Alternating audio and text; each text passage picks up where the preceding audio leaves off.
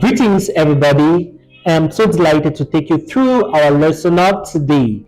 That is PowerPoint in public speaking, also to say visual learning in public speaking. It came to my knowledge that this new set of people who just sign up don't want to only be masters of ceremonies, but they equally want to be event planners and public speakers. That is why today's lesson is so vital for your skill set.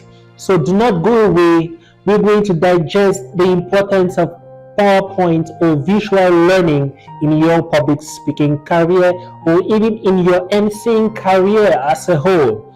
Let me not bother you so much on what I do, but if you have time, I know you do, please feel free to visit any of my social media platforms to discover more of what I do. Do not go away, we'll be right back. And when we come back, do take your pen, do take your paper, and jot down the key nuggets, because after the class, you'll have some assignments to submit. Welcome back. I'm sure you have your notebook with your pen or pencil alongside you. Like I earlier mentioned, we'll be talking about PowerPoint in public speaking. Mark Knight Cullen said that 90% of information transmitted to the brain are visuals, and the visuals are being processed more faster than normal text. That tells you the importance of visuals in our today's society, since 65% of our world are more of visual learners than readers. So to say, it is easier for you to recount or to tell me the kind of movie you watched last week than the book you read yesterday. That shows you the importance of visual learning in our society. So if you want to upgrade or to make your public speaking career unique and special, I encourage you to make good use of visuals in your public speaking, or take along visuals in your public speaking career, because your audience will retain it more faster, or will retain the information you want to pass more faster than when you just come and stand, talk, and you leave. So why PowerPoint in visual learning? Why not any other software? There are software available out there to use in your presentations, but PowerPoint has proven to be one of the best easy to use softwares in the world, and it is also accessible, affordable, and it is also flexible to use. That is why we'll be looking at PowerPoint, because everyone can lay hands on PowerPoint at any time. So if you've not learned PowerPoint, I advise you to do so. It's very important, and it's going to help you in your skill upgrade. So we're going to be looking at 4 key areas in PowerPoint, and one of the areas I will be looking at are themes and colors. The second thing we'll be looking at pictures and text. The third thing, projector. How can you synchronize your projector and your laptop? How can they work together? And lastly, we'll be looking at the do's and the don'ts of PowerPoint. Now let's dive into the first part of our lesson, which are themes and colors. Themes and colors play a vital role in your presentation. They are used for the purpose of beauty and style, for the purpose of clarity of your work. And if you want your presentation to be catchy, I want you to play with your colors, because your audience will be captivated by the colors you use. At the same time, don't use so many colors, because so many colors can also spoil your presentation at the same time. So I would advise you not to use more than 3 colors on your slide. And again, one of the last and important thing you should note about themes and colors is that you should be able to know how to blend the colors with your presentation topic. For instance, if you're talking about delivering a presentation on agriculture, on environment, on nature, anything on development, I bet you may want to use the color green, because green is all about agriculture, it's all about nature, it's all about growth, it's all about development. If you want to talk about, if your presentation is being surrounded by technological events, about computer advancement, artificial intelligence, you may want to use the color white and blue, because those are tech colors. Or maybe you may want to also use the color navy blue. So remember that colors to convey a stronger message behind your presentation. So make your colors, let it blend with your presentation topic. Now we're moving on to the next part of our lesson, which are pictures and text. It is true they say pictures speak louder than words. Pictures are key elements in your presentation. So if you have a presentation and it is made up of only text on your slides, I will advise you to minimize text on your slide and use more of pictures in communicating your message. If you've been in an event and you've seen great speakers, whenever they are doing their presentation, you will see them make good use of pictorial images. You will see less use of text and more use of pictorial images. So I advise you to use more of pictures and you do more of the talking, because these pictures, they speak more than what you're even going to say or you're even going to type on your slide. And sometimes these pictures can also help you as a public speaker to easily recall what you have to say. I remember a time as a public speaker, I went on stage and at one point I forgot what I had to say at that point in time.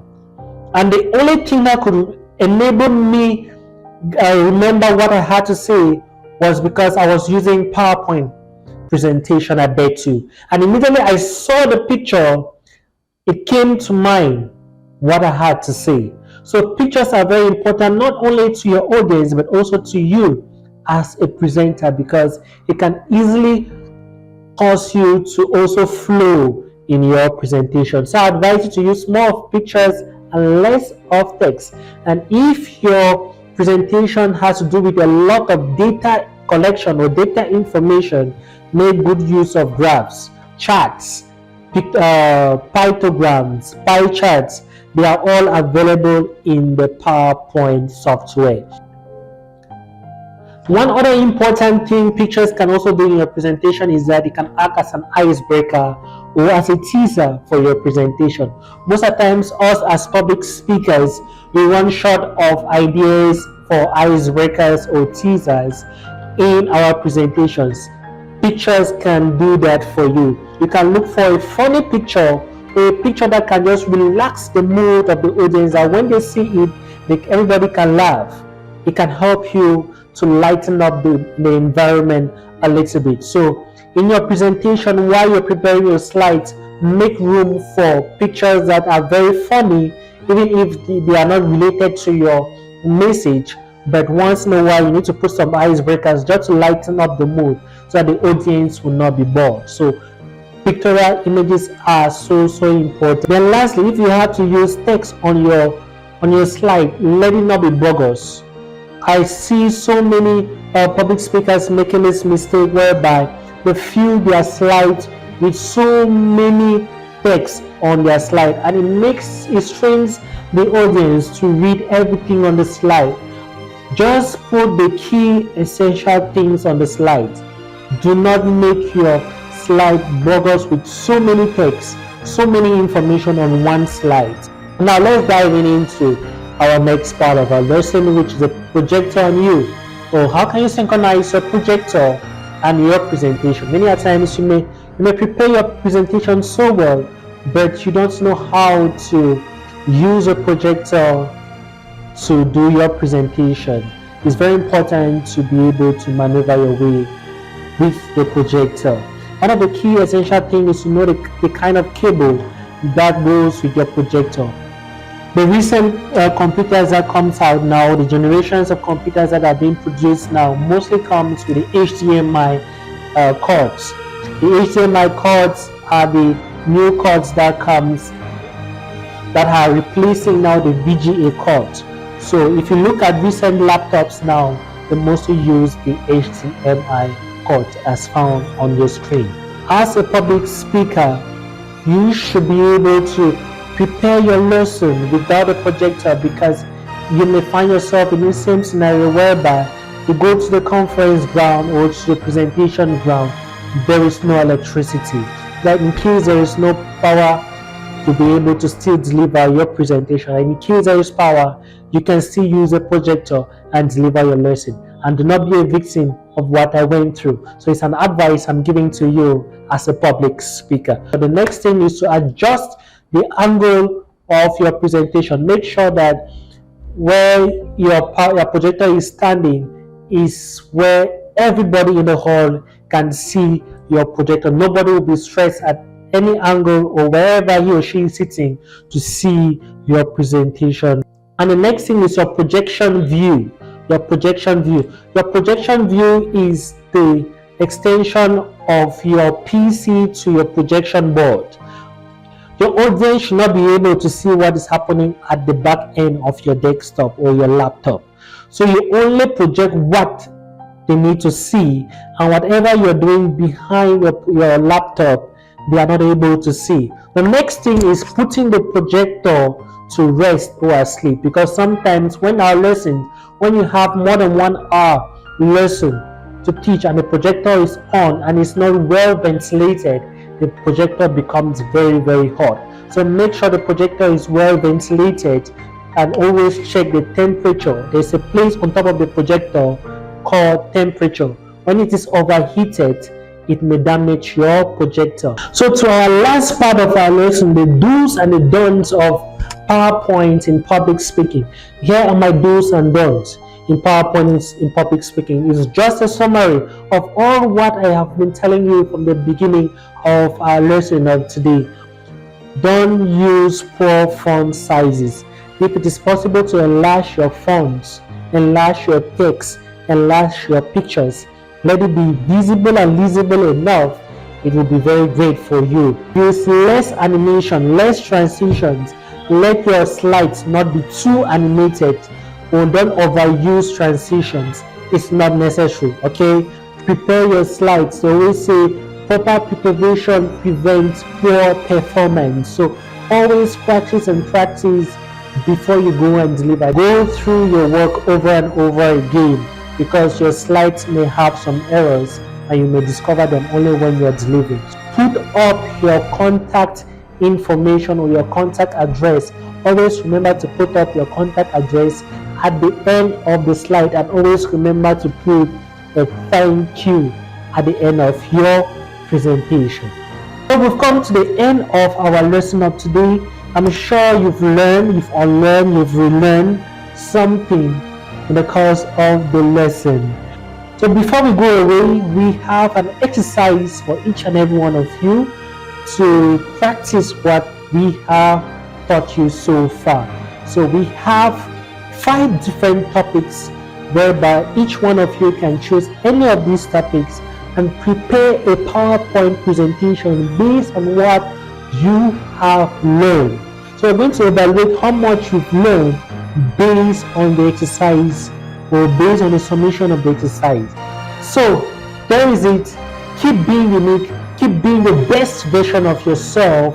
See you at the top of your career and stay blissful. Feel free to hook me up on any of my social media handle and I'll be able to respond promptly. Ciao.